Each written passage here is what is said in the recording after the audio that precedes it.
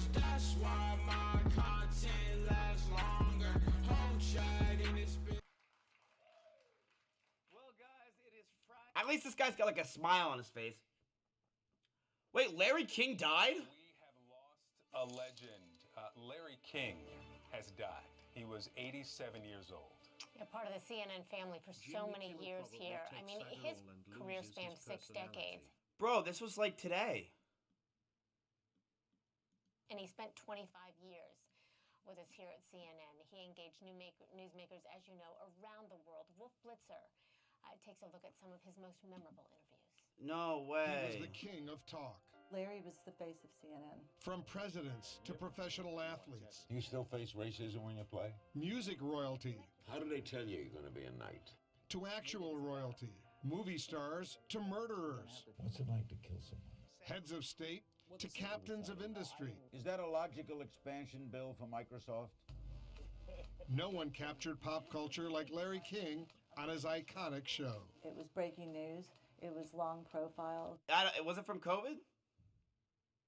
You gotta say COVID for weird. Yes.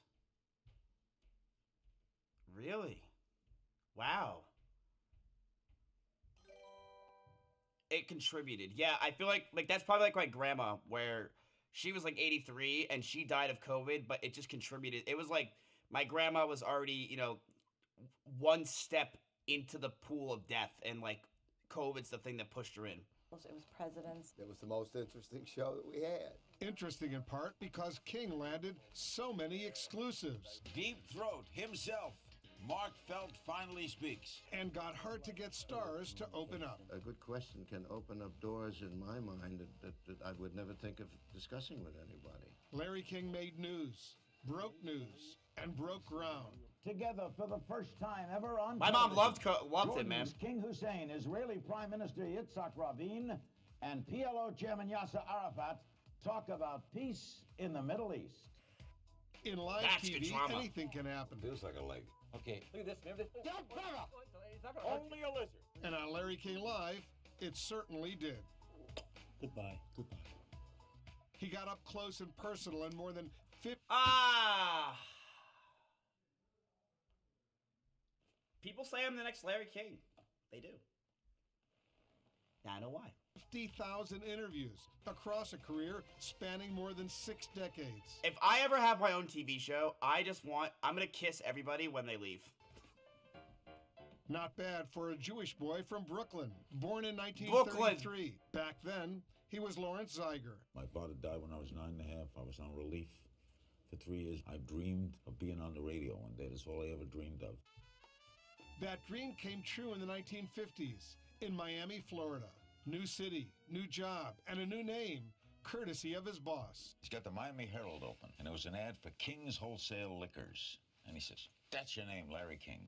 In the late 70s, King hosted a show airing coast to coast. Mutual Radio presents The Larry King Show. A national audience got to know King and his knack for lively conversation. What you want in an interview is a passion, a sense of humor, ability to explain what you do very well, and a little bit of a chip on your shoulder. Ted Turner came calling in 1985.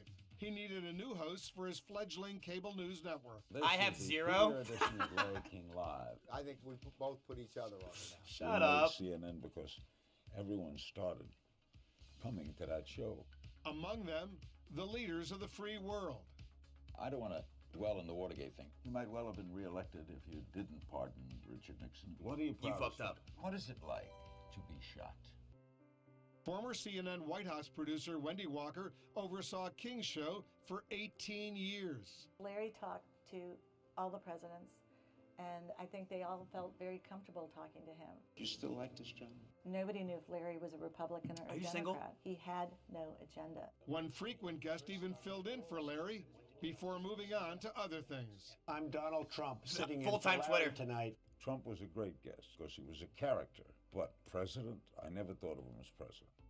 Larry King Live had an international audience. Global leaders knew if they talked to King, they talked to the world. Terrorism depends on shit. Who wins? That's right. I was called a terrorist yesterday, but then I came out of jail. He died too, many right? People embraced me, including my enemies. Was there a Holocaust? You want to impose your viewpoint on me? No, I it's mean, not a why? viewpoint, it's a question. I normally don't like to get argumentative, but that really threw me off a loop.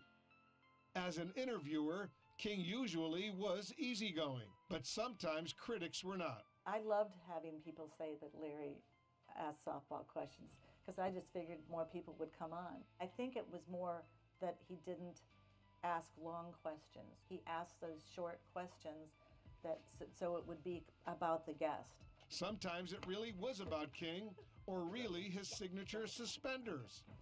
He started wearing them in the 80s after he lost weight following heart surgery. You both wore braces in my honor. That's right, we certainly did. We wanted to, just because you always wear these things. Sometimes the show focused on more serious subjects. Welcome to a special edition of Larry King Live. That is so 90s. Free trade agreement. Like the historic NAFTA debate he moderated in 1993. It was Larry's most watched show on CNN. How do you stop it without NAFTA? That's crazy he died. What the fuck? Yeah, I'm listening. I haven't heard the answer, but go ahead. That's because you haven't quit talking. Well, on that debate. And Clinton called me up the day after that, and he said, I owe you, big time. June 1994, another historic TV moment unfolds while King is on the air. Police believe that O.J. Simpson is in that car. The slow-speed chase gave way to the trial of the century and one of the biggest stories of King's career. The O.J. Simpson story was the first reality TV. Now, live from Los Angeles, here's Larry King. After court wrapped up for the day, key figures in the trial headed to King's show night after night. We ended up knowing all the players from Johnny Cochran A lawyer doesn't have to believe his client did or didn't do something, correct? to Marcia Clark. Did you say we are fighting a losing battle here? You bet. It was such a shocking, amazing story that we covered it from the beginning until the end. When it was over, even the man at the center of it all went to King first. With us on the phone now is O.J. Simpson. So many of my friends have told me that you've been fair in hosting your show and bringing the points of view from both sides. Covering the trial from Los Angeles affected King's personal life. That's where he met his seventh wife, Sean. Hey, what the fuck? Holy shit! Oh my god! Hey, just modded you, don't be late for my next stream. I won't, man. Thank you for the job. That's my seventh job, chat. Oh my god. 7 wives. Holy shit, man. That's like biblical shit. What the fuck? Together more than 20 years before filing for divorce in 2019. Oh, come on. She played the long con. But his longest relationship was with the microphone. I was in love with the with what I was doing. You know why? It never lets me down. Aw. This is my blanket. In dark times, viewers turned to King to help make sense of the world. He said the hardest story he ever covered was 9/11. Tonight, we'll visit Ground Zero, a place of unspeakable horror and extraordinary heroes. King hosted telethons benefiting victims of disasters like the Haiti earthquake and Hurricane Katrina. He started his own charity after his first heart attack in the late 80s. The longtime smoker also had diabetes, successfully fought prostate and lung cancer, and underwent quintuple bypass surgery. Jesus. In the spring of 2019, King checked back into the hospital for chest pain, one of many hospital stays for reported cardiac and circulation issues. In the summer of 2020, he mourned the loss of 2 children, his son Andy to a heart attack, and his daughter Kaya to lung cancer. Jesus, man. After a quarter century at CNN, King decided to hang up his cable news suspenders. Welcome to the last Larry King Live. It's hard to say that. I knew this day was coming. It was 2010, and by then, King had set the Guinness World Record for longest running show with the same host on the same network in the same time slot. It was a wonderful ride. Best years of my life. He was done with CNN, but he wasn't finished. Welcome to Larry King Now. In 2012, King returned to the interview chair on the... Wait. Betty White's still alive, right? Betty White's still alive, right? Cool. Digital streaming network Aura TV. I haven't changed. Technology has changed. True! King spent his life asking others about themselves. But when the King of Talk was asked about himself, he reflected on a broadcasting legacy that entertained, enlightened, and endured. Through his ability, he brought information and entertainment to people. In times of stress, he helped them overcome it. Times of joy, he helped them enjoy it. Aw. Loved every minute of it. Ah. He did Let's not bring steal my Brian quote. right in. Brian, good morning to you. First, your reaction to... Oh, man, dude. I told you they call me the next other king, man.